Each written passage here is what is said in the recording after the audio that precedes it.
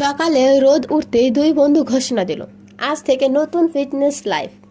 কিন্তু শুরুতেই সব গন্ডগোল। একজন তো ভুল জুতো পরে এমন আত্মবিশ্বাসে বের হলো যেন এটি রানওয়ের ফ্যাশন।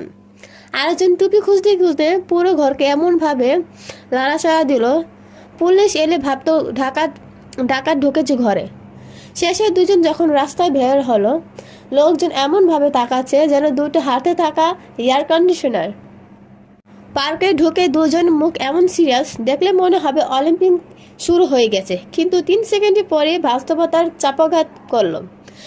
দৌড়াতে দৌড়াতে এমনভাবে ঘাসের উপর পিছলে পড়লো, এক মুহূর্তে সে নিজেকে স্লাইডিং চ্যাম্পিয়ন ঘোষণা করতে পারত।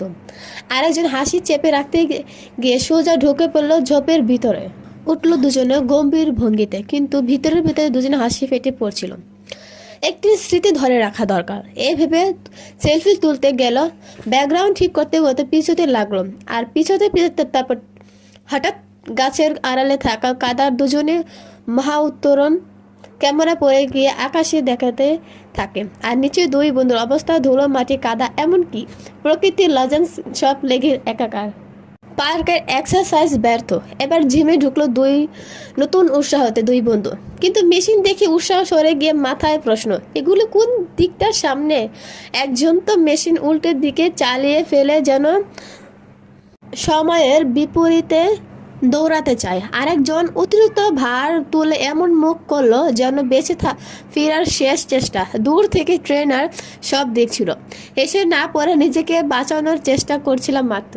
ব্যায়ামে ক্লান্ত হয়ে বাড়িতে নুডলস বানানোর সিদ্ধান্ত নিল, কিন্তু হায় রে, রান্নাঘরও আজ তাদের সঙ্গ নেই।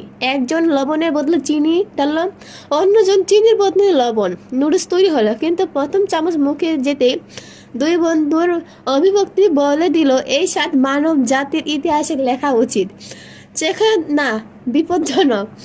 মুখ এক একটা দেখে মনে হচ্ছে কোনো রহস্যময় এলিয়ান খাবার খেয়ে ফেলছে। দুজনে একটি পার্সেল পেল, বাক্সটা বিশাল।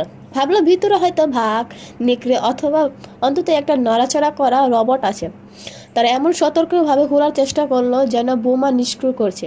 নাটকের ভঙ্গিতে ধীরে পা আর খুলতে ভিতরে শুধু বুদবুদ প্লাস্টিক। দুই বন্ধু একে অপর দিকে তাকিয়ে লজ্জা মাথা নামিয়ে নিল।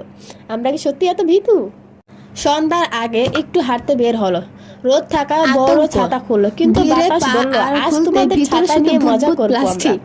দুই বন্ধু একে অপরের দিকে তাকিয়ে লজ্জাকে বাঁচাতে দৌড়াতে লাগলো। আমরা কি সত্যি এত সময় মনে হচ্ছিল দুই বন্ধু না ছাতা, কে কাকে ধরে দৌড়াচ্ছে। রাস্তায় দাঁড়িয়ে থাকা মানুষজন মজা পেতে পেতে প্রায় ভিডিও করে ফেলছিল।